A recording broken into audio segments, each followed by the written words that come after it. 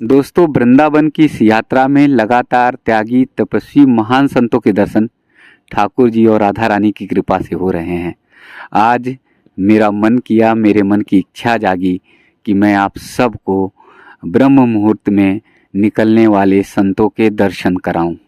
ये संत गुप्त संत हैं जो सुबह यानी तड़के अगर माना जाए तो 3 बजे से निकलना प्रारंभ कर देते हैं।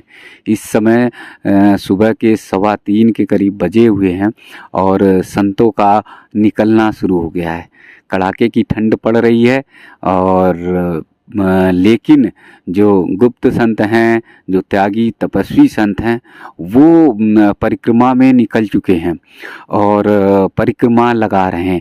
अगर आप देखेंगे तो यहाँ पर एकदम खाली परिक्रमा मार्ग है और ये परिक्रमा मार्ग कभी नहीं खाली रहता है, अनवरत चलता रहता है। रात को भी लगाते रहते हैं लोग, साधक लगाते रहते हैं, संत लगाते रहते हैं। 12 बजे, 1 बजे, 2 बजे तक परिक्रमा अनवरत लगी रहती है। लेकिन 3 बजे के बाद से आरती करके, स्नान आदि करके संत जो है निकलना शुरू कर देते हैं। तो आज मैं आप सबको गुप्त संत के दर्शन कराऊंगा, ऐसे संतों के दर्शन कराऊंगा जो दिन में जिनके दर्शन होना बहुत दुर्लभ है, बहुत मुश्किल होता है और वो केवल कठोर साधना में, कठोर तप में, कठोर तपस्या में लीन रहते हैं और उनका दर्शन होता। तो देखिए महाराज जी जो है निकल चुके हैं और धीमे धीमे कदमों की चाल से जो है परिक्रमा लगाते हुए आगे बढ़ रहे हैं।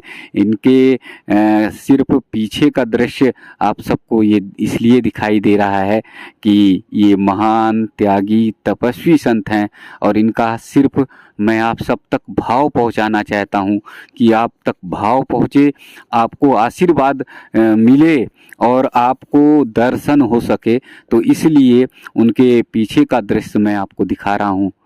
ये देखिए महाराज जी दौड़ते हुए निकल रहे हैं। ठंड है और ठंड में जो है एकदम दौड़ते हुए परिक्रमा लगा रहे हैं और ब्रह्म मुहूर्त में परिक्रमा लगाकर मुझे लगता है कि आप भी अगर लगाओगे, आपको भी कभी अवसर मिलेगा तो आपको साक्षात जो है राधा रानी और ठाकुर जी का आशीर्वाद मिलेगा। आप सबको जो है उनकी भक्ति का भाव मिलेगा। तो फिर आप देखिए संतों की ये श्रृंखला, संतों का ये भाव और ऐसे महान त्यागी तपस्वी और गुप्त संत जो दिन में जिनके दर्शन मुश्किल होते हैं लेकिन इस समय निकल रहे हैं। और इस समय देखिए ना कि एकदम प्रकृति जो है शांत है, प्रकृति का भाव एकदम चित्त शांत है।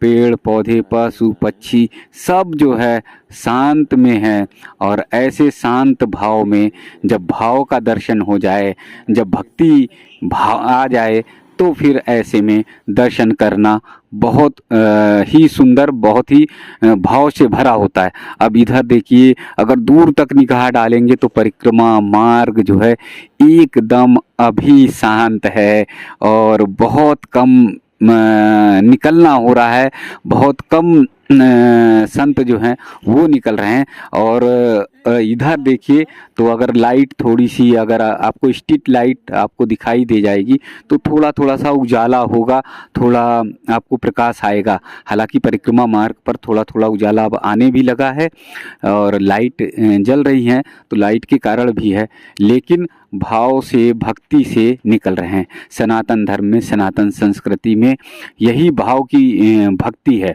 ब्रह्म मुहूर्त के साथ ही ये हम सबको ध्यान में रखना है कि सनातन धर्म, सनातन संस्कृति श्रेष्ठ है, महान है, त्याग और तपस्या से भरी हुई है।